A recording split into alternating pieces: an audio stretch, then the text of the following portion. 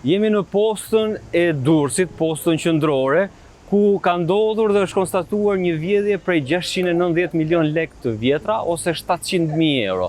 Në këtë godinë dyshohet se ka operuar grupi i punonjësve, drejtuesve të këtij institucioni, të cilët dyshohet të jenë të përfshirë në këtë vjedhje. Ka nisur historia nga transportimi i vlerave monetare nga shoqëritë e sigurisë dhe më pas thimi i tyre ose nga banka në ark dhe tek arka e institucionit ku janë futur lekët kesh, ka ndodhur ajo që askush nuk e mendonte. Megjithse ky institucion është i ruajtur nga punonjës të security, megjithse ka kamera sigurie, megjithse ka masa të shtuara, ndodh që lehtësisht personat e dyshuar të kenë nxjerr lekët, shumat monetare, lehtësisht pa u vrënë re nga askush. Aktualisht në akuzë për këtë ngjarje janë drejtoresha Elisabeta Mataj, që momentalisht është me mas arresti me burg, e akuzuar është Valbona Duni, shefja e financës, dhe e cila është me mas sigurie arrest në shtëpi, dhe argëtarja Paula Dani. Dyshohet për një vjedhje e cila paktën sipas prokurorisë së Durrësit të ketë filluar nga periudha prill, maj dhe qershor e vitit 2026.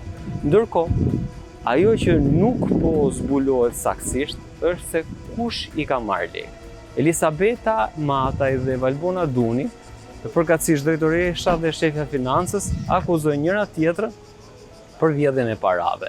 Elisabeta Mataj deklaron se ka qenë ajo që ka kërkuar dhe iniciuar nisjen e një auditi nga drejtoria qendrore në mars të vitit 2026. Ndërkohë Valbona Duni pretendon se drejtoresha Elisabeta Mataj i ka kërkuar asaj që t'i dërgoj shuma parash prej 50 milion, 100 milion lek të vjetra, t'ia dërgoj nga arka tek zyra e saj dhe sipas saj nuk dihet se çfarë ka ndodhur me lekët. Ndërkohë nga ana tjetër prokuroria ka zbuluar se Elisabeta Mataj është një përdoruese e rregullt e kazinove së bashku me bashkëshortin e saj.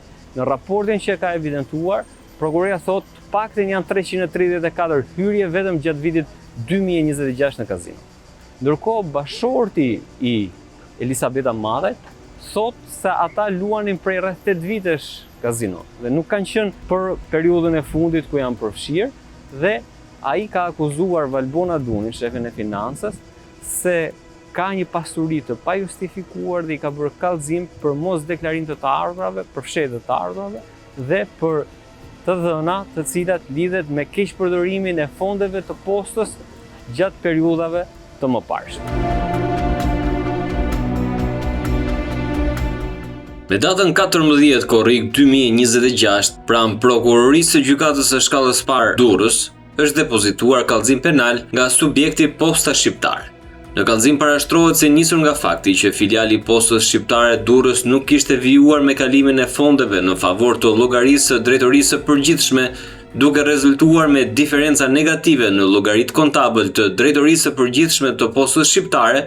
Me datën 9 korrik 2026 është ngritur një grup pune për kryerjen e verifikimeve përkatëse. Nga kontrolli ushtruar në ambientet e filialit Durrës, Zyra Qendër, grupi punës ka konstatuar se gjatë verifikimit të gjendjes së arkës, rezultoi se gjatë muajve prill-maj 2026 ishin prerë mandat pagesa nga arka qendrore në monedhën lek për llogaritë të degëve postare Shijak dhe Kruj, duke kryer regjistrimin kontabël me debitim të llogarisë numër 186, lidhje të brendshme me degët dhe kreditim të llogarisë numër 531, arka në lek.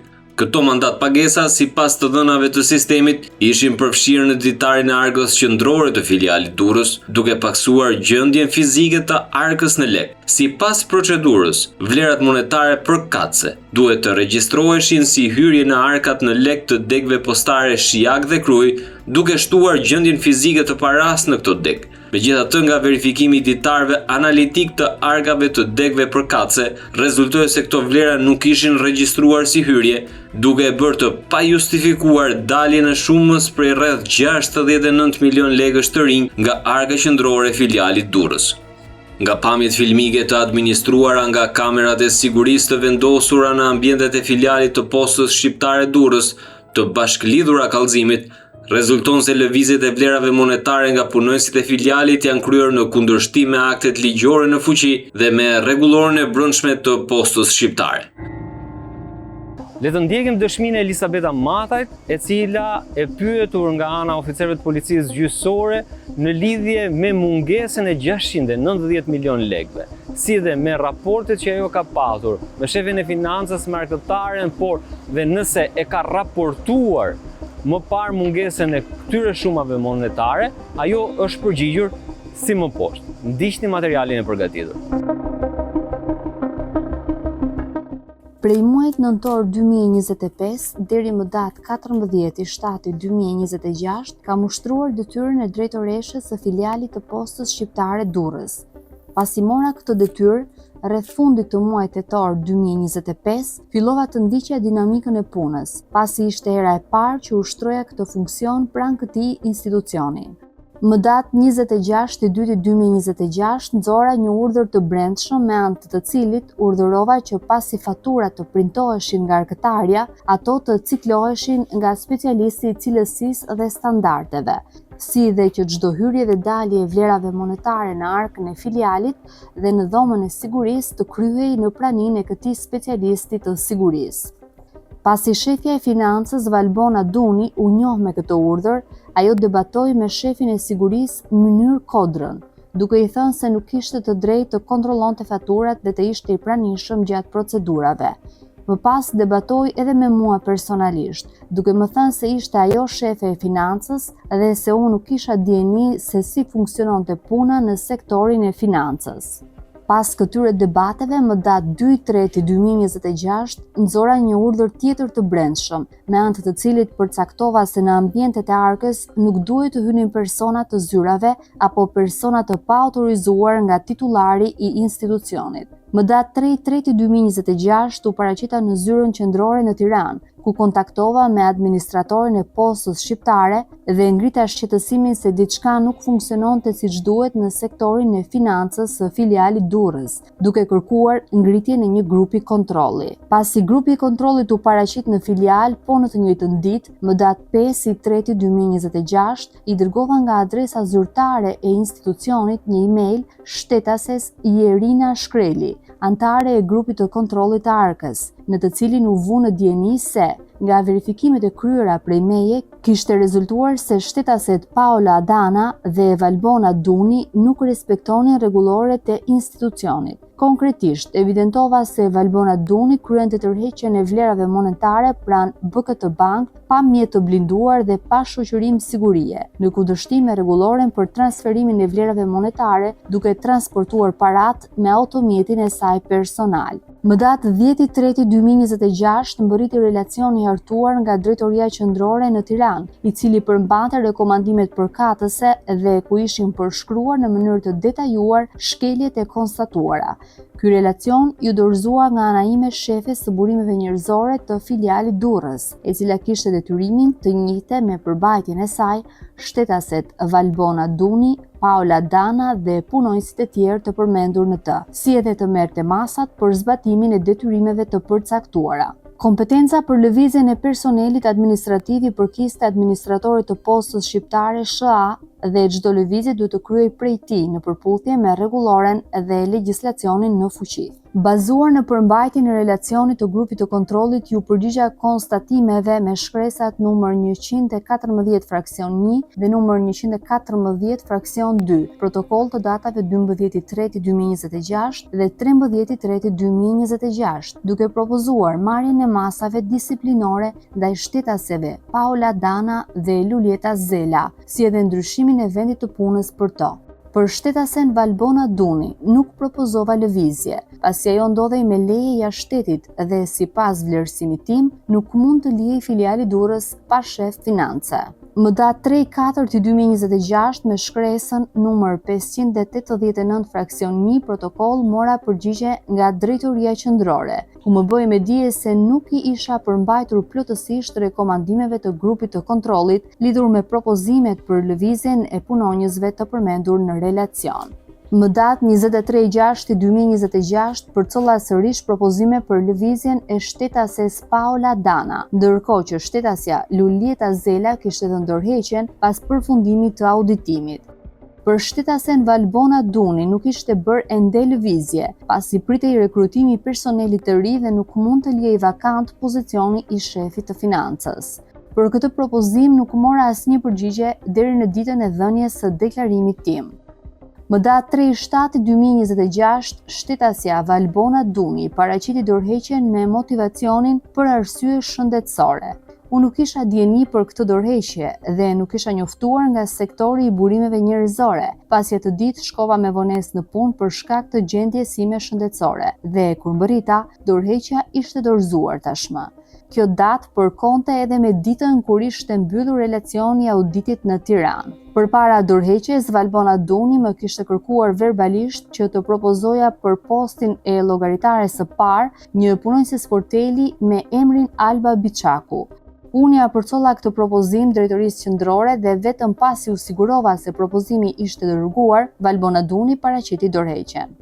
Në fillim të muajit korrik 2026, Valbona Duni më solli për firmosje mandat pagesat e muajit maj 2026, që lidhnin tërheqjet e vlerave monetare nga Arka. Fillova të firmosja këto dokumente, por ndërpreva procesin sapo mora dieni se ajo kishte dhënë dorëheqjen. E thirra në zyrë dhe e pyeta për arsyet e largimit. Ajo më deklaroi se kishte probleme shëndetësore dhe njëkohësisht më propozoi një punonjëse tjetër me emrin Rezi për ta zëvendësuar, duke shtuar se fillimisht do të asistonte vetë në kryerjen e detyrës. Kjo bisedë u zhvillua në zyrën e shefes së burimeve njerëzore Shpresa, mbiemrin e së cilës nuk e kujtoj.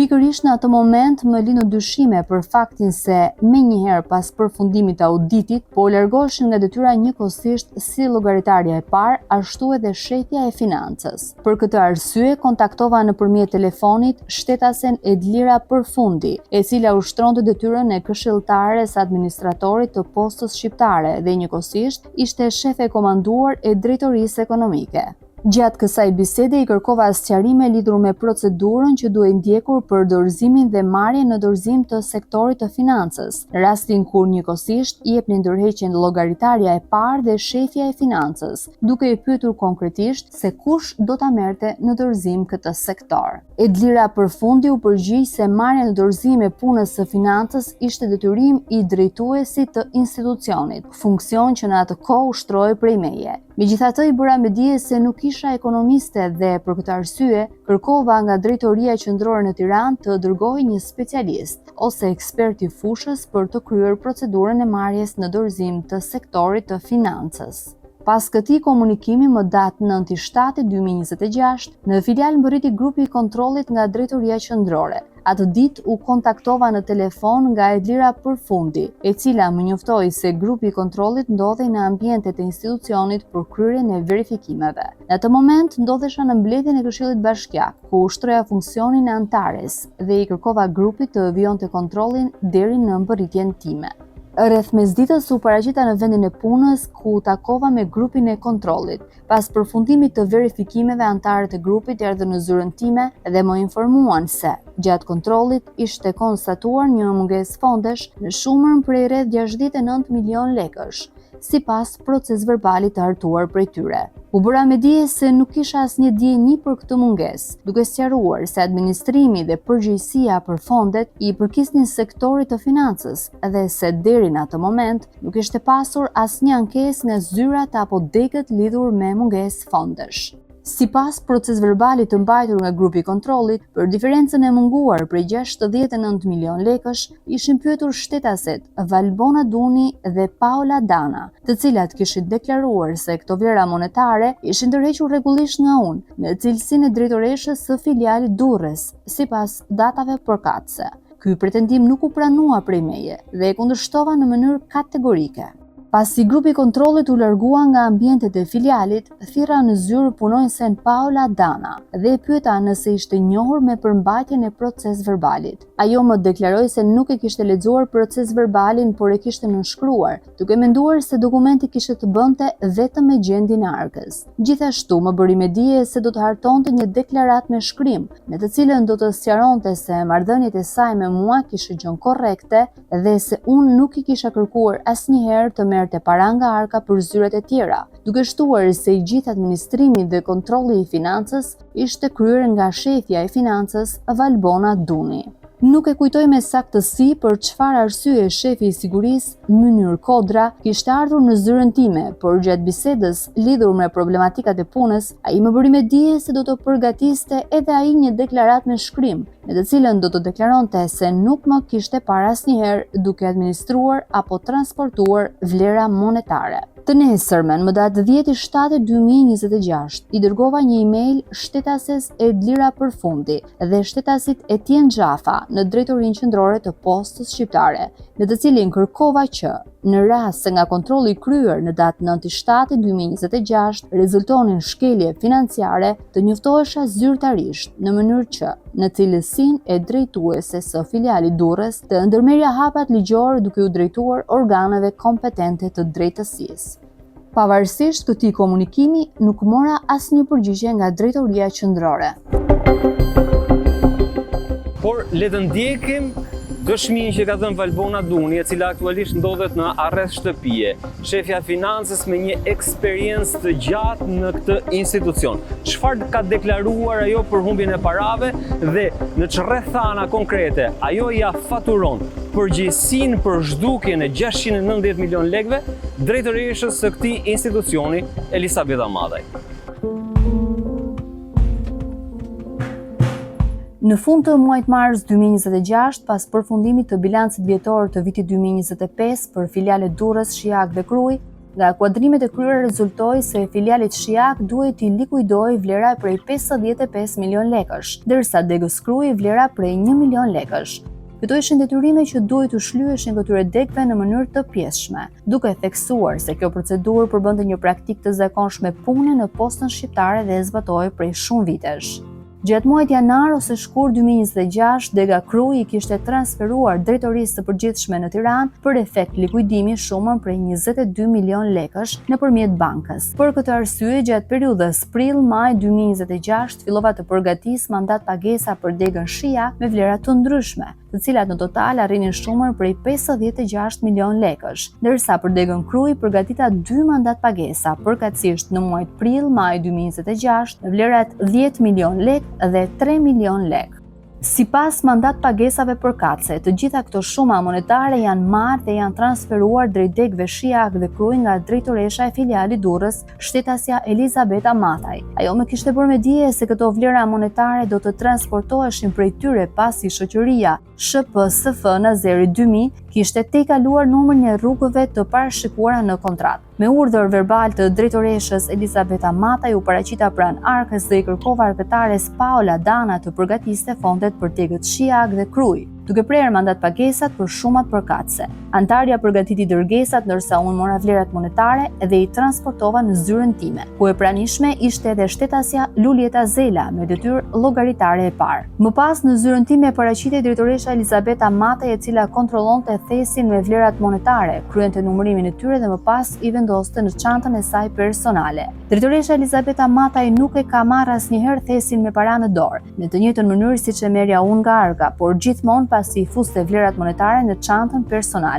Në një rast, drejtoresha i mori vlerat monetare të mbështjella me një xhup ngjyrë bezh, të cilin e mbante në dorë. Gjithashtu, në shumicën e rasteve pas marrjes së vlerave monetare, drejtoresha Elisabeta Mataj i largoi menjëherë nga ambientet e institucionit. Në fillim të muajit qershor 2026 pata probleme me drejtorinë e ASHK-s në lidhje me kryerjen e xhirimeve dhe për këtë arsye i kërkova degës Shijak të kryente një transfer për efekt likuidimi me këtë institucion. Arkëtarja e degës Shiak më komunikoi se nuk mund të realizonte transfertën pasi filiali Durrës kishte ende detyrime ndaj kësaj dege. Në këto rrethana hyra në sistemin informatik dhe konstatova se në zërin kontabël, llogaritë të brendshme të ndërmjetme, dega Shiak rezultonte me më pak mandat pagesa se ato që kisha prerë. Menjëherë pas këtij konstatimi njoftova drejtoreshën Elizabeta Mataj.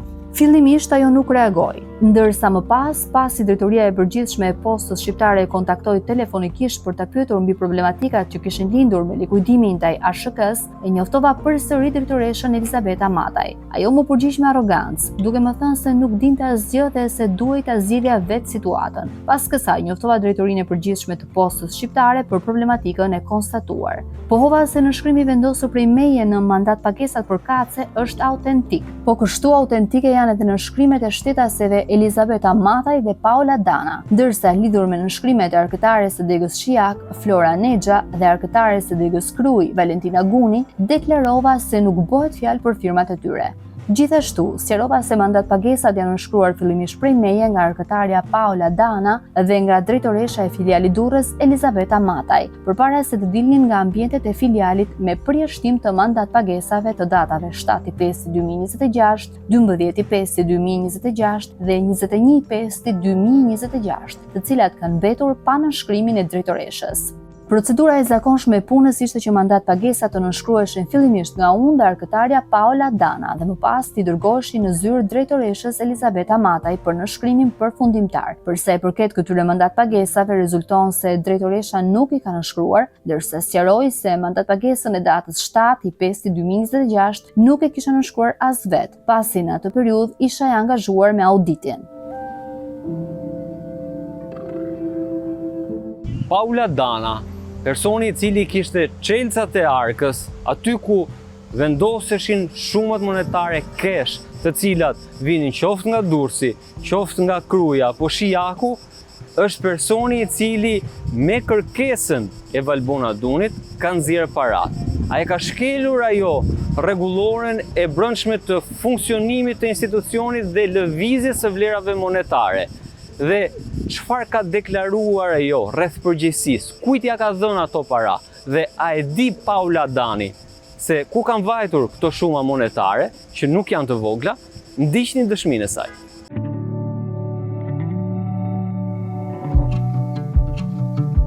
Rreth muajit tetor 2025, detyrën e drejtoreshës së filialit të postës shqiptare Durrës e mori shtetasja Elizabeta Mataj. Deri në muajin mars 2026, puna në filial është zhvilluar në përputhje me rregullat dhe procedurat e institucionit. Gjatë muajit mars 2026, në filial u krye një kontroll nga Drejtoria Qendrore në Tiranë. Inspektorët më komunikuan verbalisht se procedurat e ndjekura prej meje në ushtrimin e detyrës ishin në rregull, dhe se raporti përfundimtar do të hartoj e do të më përcillej më vonë, pasi në atë moment nuk kishin kohë për ta përfunduar. Deri në ditën e dhënies së deklarimeve nuk kisha marrë dieni për këtë proces verbal dhe nuk isha njohur me rezultatet e kontrollit.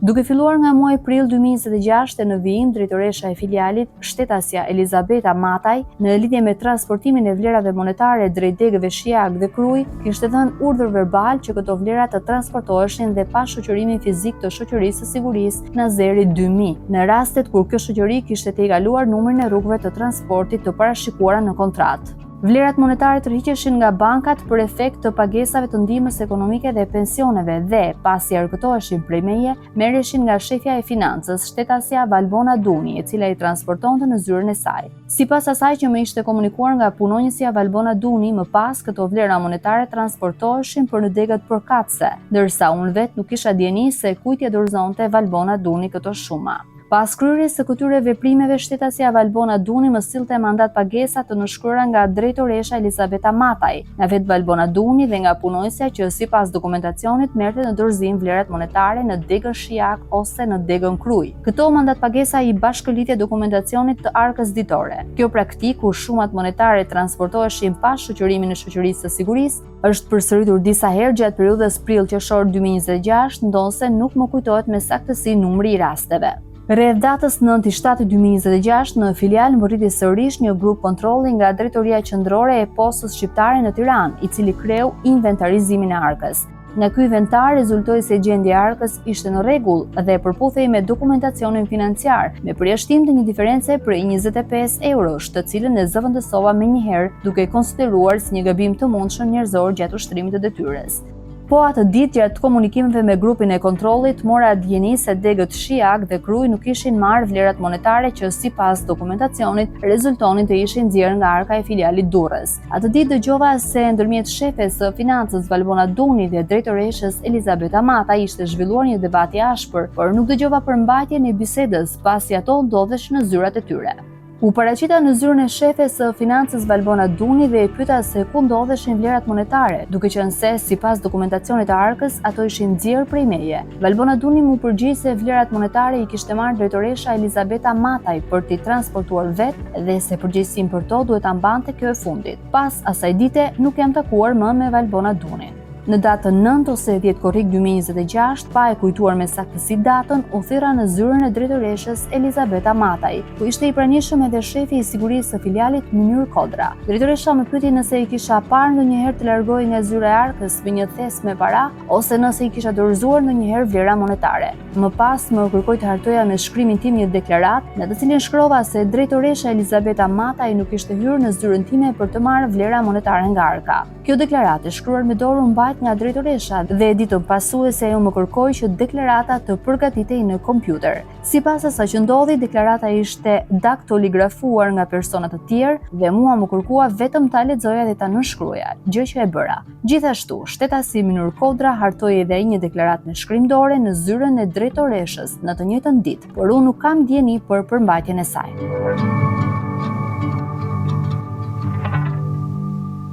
Teksa Posta e Shqipërisë dhe Posta e Durrësit janë institucionet garantore për shpërndarjen e pensioneve tek të moshuarit, me sa duket ka funksionuar një gjë tjetër.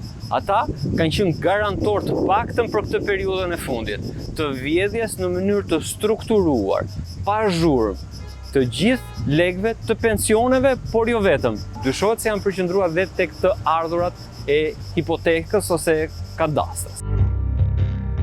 Me datën 2 prill 2026, në orën 15:15 sekonda, në ambientet e filialit të Postës Durrës mbërrin vlera monetare të shoqëruara nga një punonjës i Postës dhe një punonjës i shoqërisë së sigurimit fizik Nazeri. Në orën 15:29 sekonda, shefja e financës Valbona Duni në prani të arkëtares Paula Dana dhe ndihmës arkëtares i bën me shenjë punonjësit të Postës të marrëthesin me vlera monetare. Në orën 15:29 sekonda, Valbona Duni së bashku me një punonjës poste dhe në prani të punonjëses Paula Dana merr në ark një thes me vlera monetare të sapo ardhura me eskort nga banka. 28 sekonda më vonë, ajo merr thesin nga punonjësi i Postës dhe hyn në zyrën e saj, ndërsa në orën 15:30 sekonda e dërgon atë në zyrën e drejtoreshës Elizabeta Mataj. 7 sekonda më vonë hyn në zyrën e drejtoreshës, ndërsa 17 sekonda më vonë del prej saj. Në orën 15:31:16 sekonda niset të largohet nga puna, por në orën 15:31:31 sekonda thirret nga drejtoresha Elizabeta Mataj dhe rikthehet në zyrën e saj. Në orën 15:33:04 sekonda del e para nga zyra e drejtoreshës dhe në orën 15:33:27 sekonda largohet nga puna. Në orën 15:39:08 sekonda drejtoresha Elizabeta Mataj largohet nga zyra duke mbajtur një qese të bardhë transparente me sende, përmbajtja e të cilës nuk mund të përcaktohet nga pamjet filmike. Prokuroria thot se kësaj date i korrespondon mandat pagesa numër 2330 në shumën e 5 milion lekëve të rinj me përshkrimin lidhje të brendshme Dega Shiak e nënshkruar nga Elizabeta Mataj, Valbona Duni, Paula Dana dhe Flora Nexha, arkëtare Degës Shiak, nënshkrimi i së cilës dyshohet të jetë i falsifikuar. Cili ka qenë roli postës shqiptare, zyrave qendrore në Tiranë? Fillimisht në kërkesën e parë që ka bërë Elizabeta Mataj për një kontroll dhe të kuptoni se çfarë ka konstatuar. Një raport auditi i marsit vitit 2026 ku evidentohen shkelje të cilat kur i lexon në pamjen e parë, të duken si shkelje penale, shkelje të cilat do duhet të kishin një kallëzim detyrimisht penal në prokurori, por nga ana e institucionit postës qendrore shqiptare janë trajtuar si shkelje administrative dhe megjithse evidentohen se kush janë personat përgjegjës, ata sugjerojnë që të merren masa vetëm për 2 prej tyre. Por ndiqni me detaje se çfarë përshkruan ky raport. Nga data 3 mars deri me datën 5 mars 2026 është ushtruar kontroll në filialin e postës Durrës.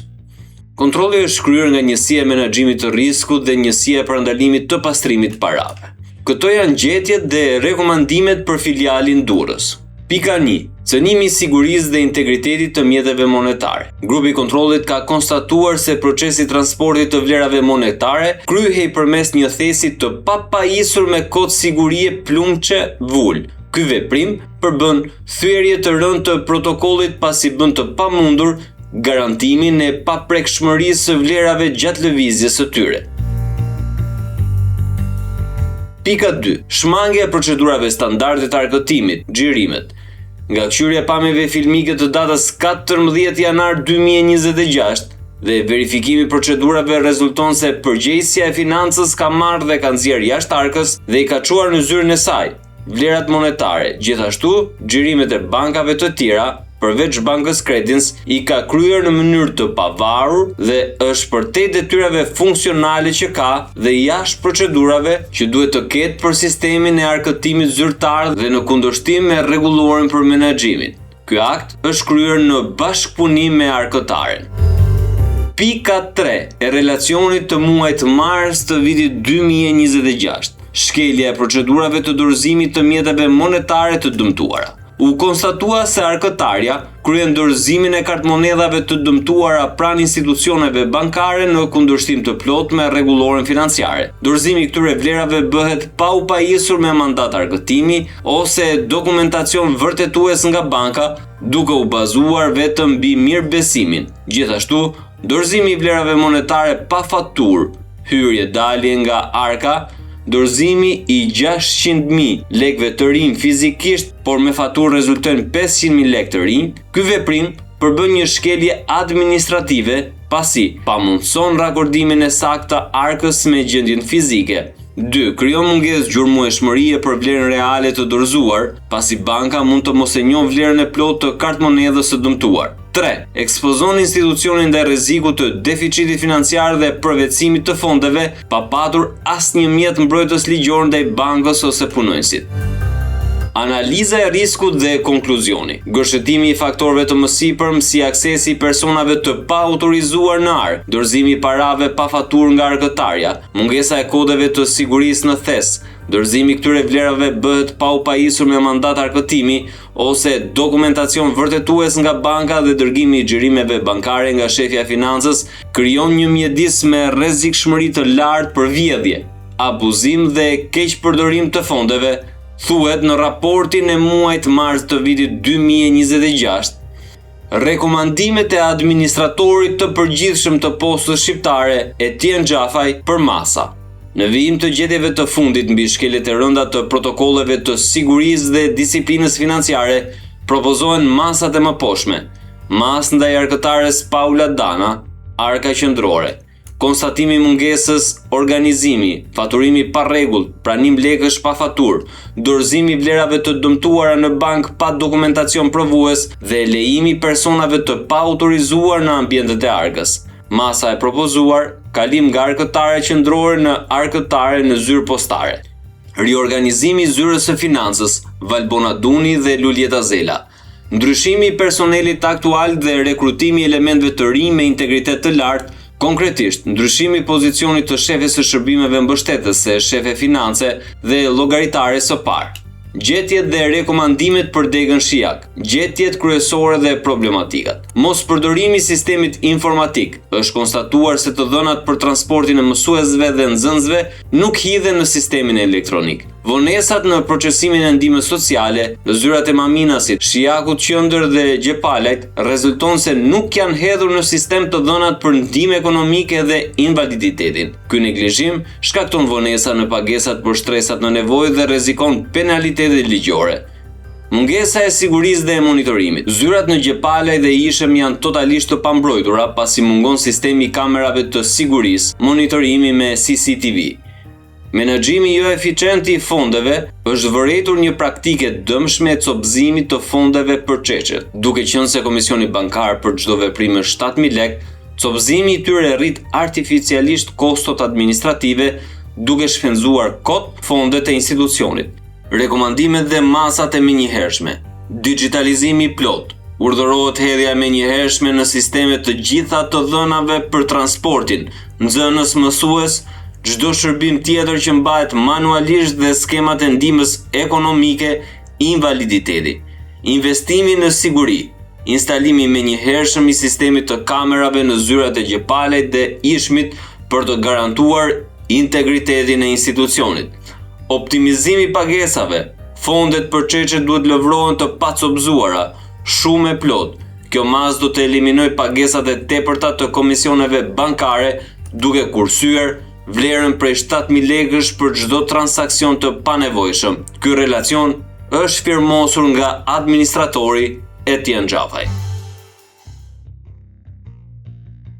Pas këtyre gjetjeve, drejtoresha Elisabeta Mataj i dërgon email zyrave qendrore të postës shqiptare e më konkretisht shtetases Jerina Skreli. Ndërkohë nuk kuptohet pse nuk ka zbatuar të gjitha rekomandimet e zyrave qendrore. Përshëndetje, nisur nga kontrolli që u bë në filialin Durrës, verifikova në mënyrë konkrete veprimet që bëhen nga arkëtarja e thesarit Paula Dana dhe sipas deklaratës së saj, ajo kryen veprime për marrje fondi vetëm tek Banka Credins e shoqëruar me Blind Nazeri. Kjo e verifikuar dhe nga shefi i sigurisë, ndërsa veprimet në banka të tjera, konkretisht BKT, kryen nga shefja financës pa Blind shoqërues dhe pa informuar shefin e sigurisë në filial. Kjo është një shkelje mendoj rregullores për sigurinë e vlerave monetare. Kërkoj që të mos ketë probleme me lëvizjen dhe për sigurinë e destinacionit të vlerave monetare të këtij filiali, të zbatohet rregulloria dhe ligji si duhet, duke mos lënë hapësirë për abuzime. Posta e Durrësit, siç e shikoni, ka punojnë security, ka kamera sigurie, ka makina për transportimin e vlerave monetare dhe çuditërisht 690 milion lek kanë dalë nga kjo derë. Dyshohet kanë dalë nga kjo derë. Një nga variantet më të besueshme është që kanë dalë qoftë me thas, qoftë me qese plastike. Një variant tjetër është që kanë dalë nga dritaret e zyrës së drejtoreshës apo zyrës së shefes së financës. Pra, një institucion kaq i kontrolluar është bërë një vjedhje me vlera kaq të mëdha financiare.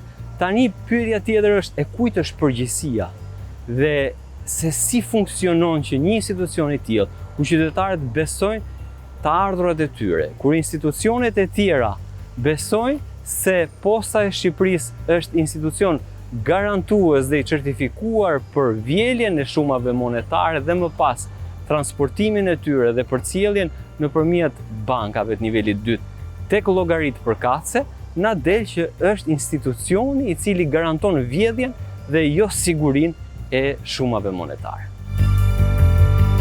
Me datën 14 prill 2026 në orën 13:05:52 sekonda, shefja financës Valbona Duni merr një thes me vlera monetare nga zyra e Arkës në prani të Paula Danës dhe në orën 13:06:04 sekonda futet me të në zyrën e saj. Kësaj date i korrespondon mandat pagesa numër 2706 në shumën e 10 milion lekëve të rinj, me përshkrimin lidhje të brendshme Dega Kruj, e nënshkruar nga Elisabeta Mataj, Valbona Duni, Paula Dana dhe Valentina Guni. Kjo e fundit, arkëtare Degës Kruj, nënshkrimi së cilës dyshohet të jetë i falsifikuar.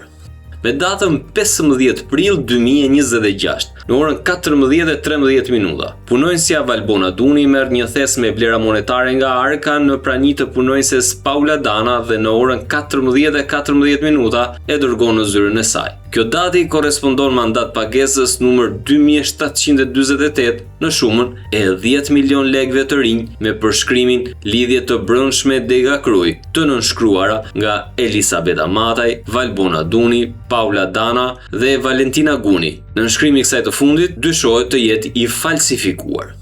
Me datën 20 prill 2026, në orën 13:39, ndihmës arkëtarja në prani të Paula Danës i dorëzon punonjëses Valbona Duni rreth 10 fasha kartmonedhash me prerje 5.000 lekësh të rinj, të vendosura në një qese plastike. Menjëherë pas marrjes së tyre, punonjësja Valbona Duni shkon në zyrën e saj. Kësaj date i korrespondon mandat pagesa numër 2866 në shumën e 5 milion lekëve të rinj, me përshkrimin lidhje të brendshme Dega Shijak, e nënshkruar nga Elisabeta Mataj, Valbona Duni, Paula Dana dhe Flora Rexha. Nënshkrimi i kësaj të fundit dyshohet të jetë i falsifikuar. Me datën 24 prill 2026, në orën 14:15, punonjësi i shoqërisë së shoqërimit të vlerave Nazeri sjell 2 thas me vlera monetare nga banka dhe i dorëzon në Ark, në prani të punonjëses Paula Dana. Në orën 14:18, Valbona Duni merr njërin prej thasëve dhe e dërgon në zyrën e saj. Në orën 14:16:51 fiksohet duke marrë thesin dhe duke u drejtuar për në zyrë. Kësaj date i korrespondon mandat pagesa numër 3002 me numrin 2997 të vendosur me shkrim dore, në shumën e 5 milion lekëve të rinj, me përshkrimin lidhje të brendshme Dega Shijak, e nënshkruar nga Elisabeta Mataj, Valbona Duni, Paula Dana dhe Flora Rexha. Nënshkrimi i kësaj të fundit dyshohet të jetë i falsifikuar. Me datën 30 prill 2026, në orën 15:09:07, ndihmës arkëtarja në prani të punonjëses Paula Dana mbush një thes me vlera monetare dhe ja dorëzon punonjëses Valbona Duni, e cila e merr dhe shkon në zyrën e saj. Në orën 15:11:03, ajo fiksohet duke hyrë në zyrë me thesin. Kësaj date i korrespondon mandat pagesa numër 3104 në shumën e 11 milion lekëve të rinj, me përshkrimin lidhje të brendshme Dega Shijak, e nënshkruar nga Elisabeta Mataj, Valbona Duni, Paula Dana dhe Flora Rexha. Nënshkrimi i kësaj të fundit dyshohet të jetë i falsifikuar.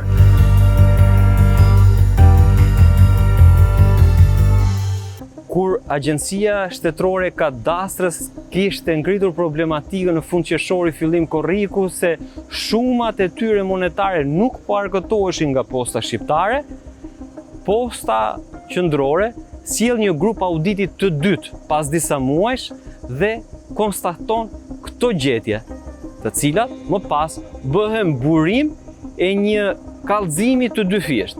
Një kallëzimi të parë të bërë nga Elisabeta Mataj me datën 13 korrik dhe një kallëzimi të dytë të bërë nga institucioni Postës Qendrore me datën 14 korrik. Secili prej kallëzimeve mundohej të parashtronte mungesën e shumave monetare dhe ndërhyrjeve që ishin bërë nga personat përgjegjës brenda institucionit, brenda këtyre zyrave të cilat ruhen, nga personat të cilët nga njëra anë Elisabeta Mataj kërkonte që të verifikoheshin dhe të identifikoheshin, nga ana tjetër Posta e Shqipërisë kërkonte dhe nuk etiketonte asnjë prej punonjësve dhe kërkonte që të identifikoheshin. Pas disa veprimeve u arritën që të nxirreshin masa sigurie dhe u ndaluan për 3 ditë drejtoresha Elisabeta Mataj, shefja financës Valbona Duni dhe arkëtarja Paula Dani. Me datën 7 maj 2026, në orën 14:41, Valbona Duni merr një thes me para nga Arka në prani të Paula Danës dhe futet në zyrën e saj. Në orën 14:42:27, nga kjo zyrë del drejtoresha Elisabeta Mataj, ndërsa në orën 14:42:45, Valbona Duni hyn në zyrën e saj me të njëjtin thes me vlera monetare. Në orën 14:43:19, të dyja dalin nga zyra pa thesi me vlera monetare dhe hyn në të njëjtin ambient. Kësaj date i korespondon mandat pagesa numër 4283 fraksion 6 në shumën e 5 milion lekëve të rinj me përshkrimin lidhje të brendshme Dega Shiak, e nënshkruar vetëm nga Paula Dan. Me datën 8 maj 2026, në orën 13:47:22 sekonda, Valbona Duni merr nga Arka një pago të madhe me kartë monedha me prerje 5.000 lekësh të rinj në prani të Paula Danës. Në orën 13:47:36 sekonda, ajo e mbështjell pakon me mandat pagesën e përgatitur nga Paula Dana dhe në orën 13:47:43 sekonda drejtohet me të në zyrën e saj. Kësaj date i korespondon mandat pagesa numër 4320 në shumën e 5 milion lekëve të rinj me përshkrimin lidhje të brendshme Dega Shiak, e nënshkruar nga Elisabeta Mataj, Valbona Duni, Paula Dana dhe Flora Nexha. Nënshkrimi i kësaj të fundit dyshohet të jetë i falsifikuar. Në datën 21 maj 2026 në orën 15:24 minuta, punonjësia Valbona Duni merr nga Arka rreth 12 fasha kartmonedhash me prerje 5.000 lekësh të rinj në prani të Paula Danës dhe i dërgon në zyrën e drejtoreshës së filialit. 46 sekonda më vonë, ajo mbështjell me mandat pagesë pakon me kartmonedha, ndërkohë që komunikon me Paula Danën, e cila kryen veprime në kompjuter. 13 sekonda më pas, Valbona Duni hyn në zyrën e drejtoreshës Elisabeta Mataj me pakon e kartmonedhave. Në orën 15:25:18 sekonda, ajo del nga zyra duke mbajtur vetëm mandat pagesa në dorë, ndërsa pagoja me kartmonedha mbetet brenda. Në orën 15:25:28 sekonda, drejtoresha Elisabeta Mataj del nga zyra me telefon në dorë dhe hyn në një ambient tjetër. Kësaj date i korespondon mandat pagesa numër 4686 në shumën e 5 milion lekëve të rinj me përshkrimin lidhje të brendshme Dega Shiak, e nënshkruar nga Valbona Duni, Paula Dana dhe Flora Nexha, kjo e fundit argëtare Degës Shiak, nënshkrimi së cilës dyshohet të jetë i falsifikuar. Një fakt shumë interesant që përmendet në dosje është që prokuroria ka konstatuar se nuk është bërë i mundur administrimi i pamjeve filmike të kamerave të sigurisë të filialit Durrës të Postës Shqiptare për datat 12 maj 2026 dhe 29 maj 2026, të cilave u korespondoi mandat pagesat e mëposhme. Me datën 12 maj, i përket mandat pagesa numër 4403 në vlerën e 5 milion lekëve të rinj, me përshkrimin lidhje të brendshme pas specifikim të Degës përkatëse në shumën prej 2.500.000 lekë të rinj secila. Kjo mandat pagesë rezulton e nënshkruar nga Valbona Duni, Paula Dana dhe Flora Nexha, arkëtare Degës Shiak. Nënshkrimi kësaj të fundit dyshohet të jetë i falsifikuar. Datës 29 maj 2026 i përket mandat pagesa numër 4828 në vlerën e 3 milion lekëve të rinj me përshkrimin lidhje të brendshme Dega Shiak, e nënshkruar nga Elisabeta Mataj, Valbona Duni, Paula Dana dhe Valentina Guni, arkëtare Degës Kruj. Nënshkrimi kësaj të fundit dyshohet të jetë i falsifikuar. Megjithse është me kamera sigurie, siç e shikoni, nuk mund të hyjë askush pa autorizim, pa leje evazje. Çuditërisht prokuroria konstaton se kamerat e sigurisë të këtij institucioni, të cilat regjistrojnë 24 orë në 24, një segment i rëndësishëm i këtyre kamerave dhe regjistrimeve mungon. Bëhet fjalë për periudhën nga data 12 maj 2026 deri me datën 29 maj 2026, ku kamerat e sigurisë të këtij institucioni janë të fshira.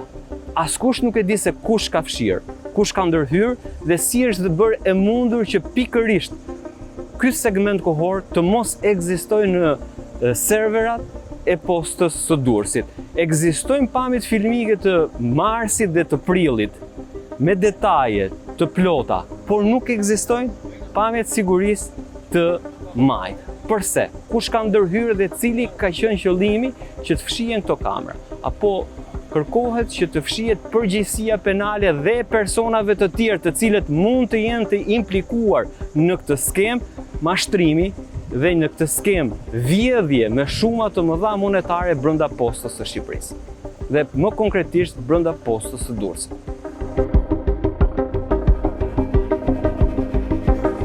Prokuroria thotë se nëpërmjet procesverbalit të këqyrjes dhe marrjes së dokumentave është administruar nga Posta Shqiptare kopja e kontratës së shërbimit të lidhur me shoqërinë e shërbimit të sigurisë fizike Nazeri 2000, datë 10/12/2025, si dhe dokumentacioni që lidhet me monitorimin e zbatimit të kësaj kontrate. Nga shkresa rezulton se Drejtoria e Sigurisë së Postës Shqiptare është informuar nga Komisioni i Monitorimit të Kontratës së SHPSF-s Nazeri 2000 për muajin prill 2026 kishte realizuar gjithsej 5.979 prekje nga 6.229 prekje të parashikuara në kontratë. Për filialin Durrës ishin parashikuar 650 prekje, ndërsa rezulton se ishin realizuar 782 prekje. Nga analiza e këtyre të dhënave, thot prokuroria, evidentohet se me përjashtim të filialeve Tiranë dhe Durrës, filialet e tjera kishin realizuar një numër më të ulët prekjesh nga ai parashikuar në kontratë, duke bërë që në total SHPSF Nazeri 2000 të realizonte më pak prekje se sa detyrimet kontraktore. Po kështu nga një shkresë tjetër rezulton se Drejtoria e Sigurisë së Postës Shqiptare është informuar nga Komisioni i Monitorimit Kontratës së SHPSF-s Nazeri 2000 për muajin maj 2026 kishte realizuar gjithsej 5.840 prekje nga 6.229 prekje të parashikuara në kontratë. Për filialin Durrës ishin parashikuar 650 prekje, ndërsa rezulton se ishin realizuar 730 prekje. Edhe në këtë rast, konstatohet se me përjashtim të filialeve Tiranë dhe Durrës, filialet e tjera kishin realizuar më pak prekje nga sa ishte parashikuar në kontratë, duke sjellë që në nivel kombëtar, SHPSF Nazeri 2000 të mos realizonte numrin e plot të prekjeve të përcaktuara në kontratë. A është vjedhja e 690 milion lekëve në postën e Durrësit vetëm maja e icebergut të një skeme vjedhje e cila ka funksionuar për vite në këtë institucion dhe nuk është konstatuar nga askush? Kjo do duhet të jetë një nga detyrat kryesore të prokurorisë së Durrësit për kuptuar. A mungojnë shuma të tjera monetare në vlera të mëdha në arkën e këtij institucioni?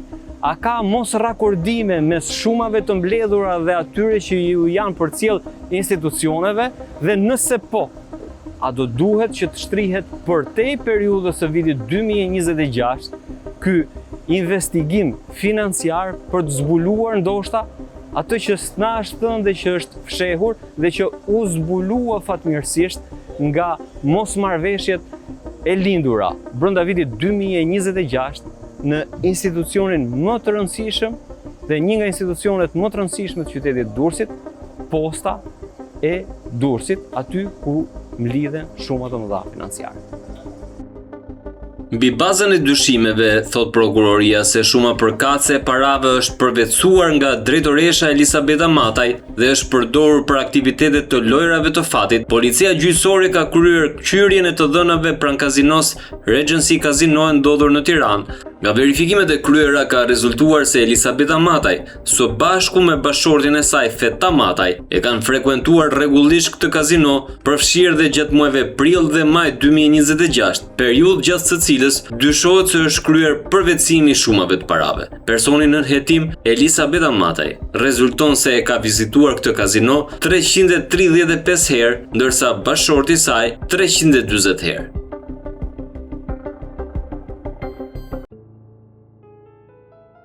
Posta Shqiptare i ka kthyer përgjigje interesimit të emisionit Unico për ngjarjen ndodhur në postën e Durrësit, duke ju përgjigjur pyetjeve të cilat i janë drejtuar, duke refuzuar dhënien e një prononcimi nga një person i autorizuar i këtij institucioni. Posta Shqiptare thot se çështja për të cilën kërkohet informacion është aktualisht objekti një procedimi penal dhe i verifikimeve administrative që vijojnë ende.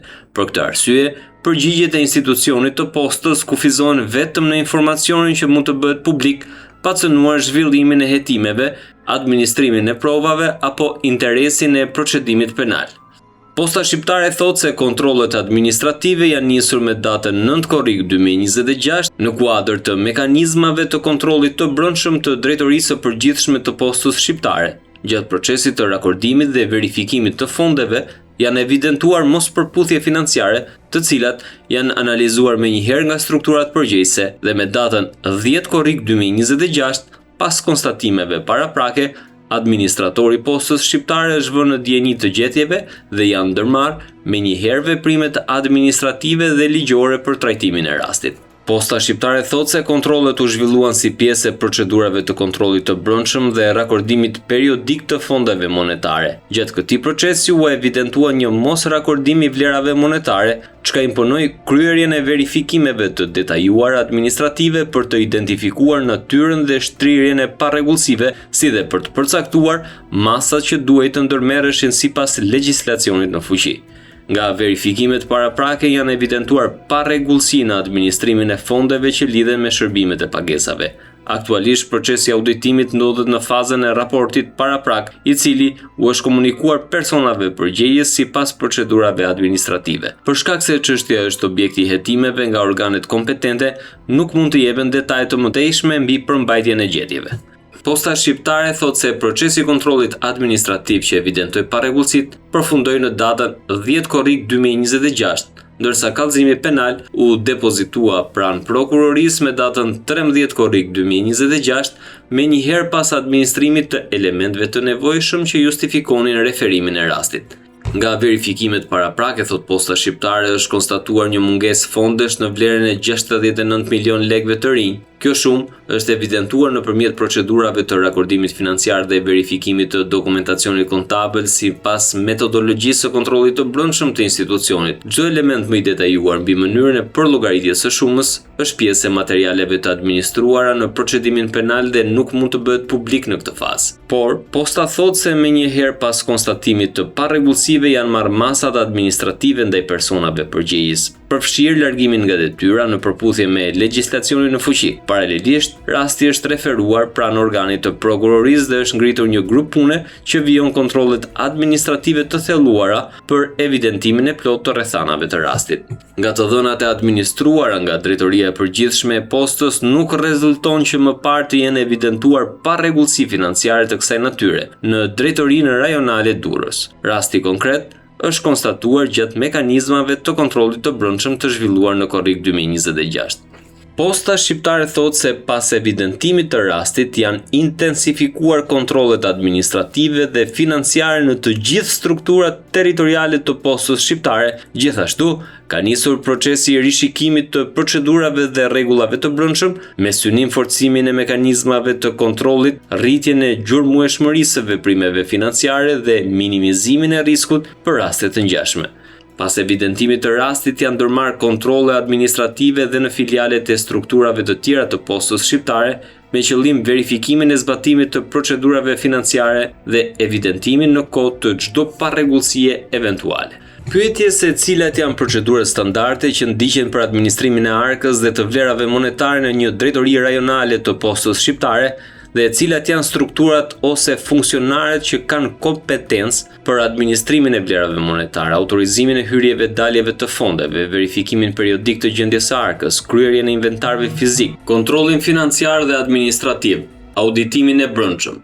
Në përgjigje të pyetjes, institucioni thotë se administrimi i vlerave monetare në Postën shqiptare realizohet në përputhje me procedurat e brendshme financiare dhe organizative, të cilat garantojnë ndarjen e qartë të përgjegjësive dhe zbatimin e mekanizmave të kontrollit të brendshëm. Administrimi i fondeve kryhet nga strukturat financiare përgjegjëse, ndërsa autorizimi i hyrje-daljeve të fondeve realizohet sipas niveleve të kompetencës të përcaktuara në aktet e brendshme. Verifikimi periodik i gjendjes së arkës dhe inventarit fizik kryhen nga strukturat përgjegjëse financiare sipas procedurave të miratuara, ndërsa kontrolli financiar dhe administrativ ushtrohet nga strukturat përgjegjëse të Drejtorisë së Përgjithshme.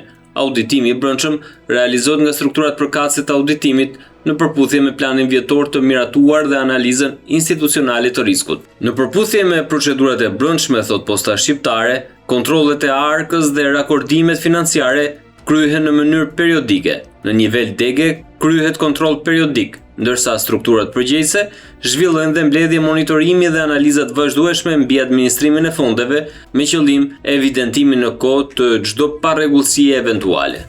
Kush mban përgjegjësi institucionale për mbikëqyrjen e zbatimit të këtyre procedurave në nivel të drejtorisë rajonale dhe në nivel të drejtorisë së përgjithshme? Në nivel filiali, drejtori i filialit është personi përgjegjës, thot Posta shqiptare, për menaxhimin financiar dhe mbikëqyrjen e zbatimit procedurave, në përputhje me legjislacionin dhe aktet e brendshme të institucionit. Në nivel qendror, Drejtoria e Përgjithshme e Postës Shqiptare ushtron kontroll periodik financiar dhe administrativ nëpërmjet strukturave përgjegjëse të kontrollit dhe auditimit sipas planit vjetor të miratuar.